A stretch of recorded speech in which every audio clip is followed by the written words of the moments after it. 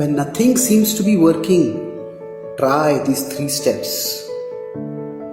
Self-improvement can often be a discouraging task because even when something seems to work, it often stops working after some time. And we may become so discouraged thinking that even if I learn something new, it will never work. Maybe something is intrinsically wrong with me and that's why I am doomed.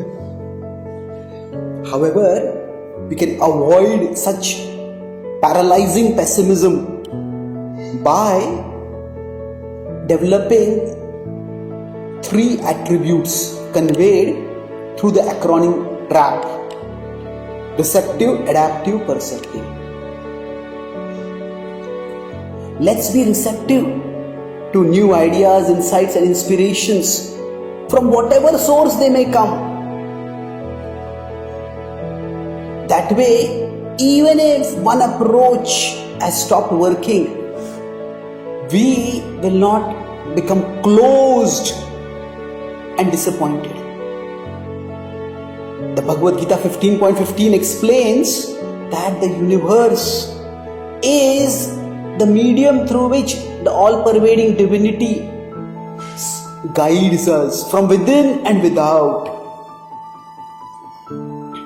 When we are receptive, then we can pick up these gifts given to us by the divine so that we try new approaches.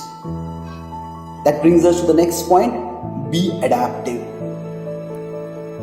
If a general is fighting against an entrenched and powerful enemy, a war that is going to go on for a long time, that general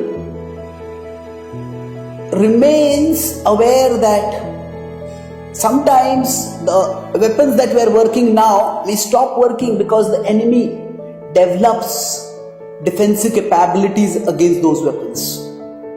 So the general is always open to new weapons, and after being receptive, the general is adaptive. That let's try out these new weapons. Let's see how do they work.